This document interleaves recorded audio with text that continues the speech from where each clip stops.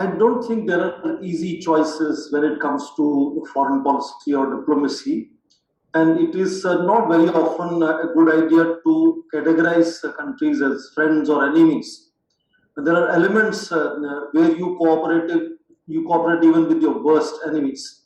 And that is how international relations works. And I think if you want to underline the difference between the language of countries like Canada, Australia, United States, Britain, when it comes to China, whether they call it what is happening in Xinjiang as genocide or other language of Cold Warriors, and likewise Chinese language vis-a-vis them. Now, why China's language is so distinct when it comes to India? You have to look at what is India's language vis-a-vis China. It's absolutely at variance with these Western nations. Look at how India talks or does not talk about Xinjiang, about Hong Kong, about Taiwan Straits. And therefore, you see that response. It's a much calibrated response here. Even on the border, despite all the rhetoric, we see for the first time India agreed to create what is called buffer zones, which is something which is standstill to be resolved later.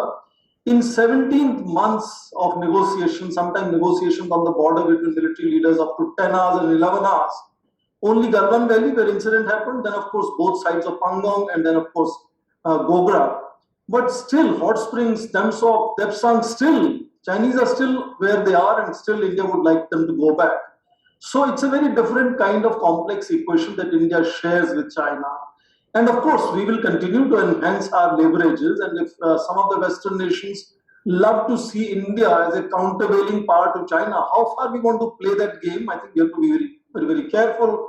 And in that context, read the statement that Foreign Minister made to the Chinese Foreign Minister Wang Yi, not to make bilateral relationship hostage to what are India's or China's relations with other nations, underlining how India's relations with China stand alone on its own and should not be viewed as part of the larger rhetoric or crowd or shrill that one hears from Western nations coming. So I think the fact is that India has managed its relationship with China and with Western powers in a very calibrated and nuanced fashion, is why this kind of language that comes when it comes to China, and Chinese don't talk to us as bold warriors.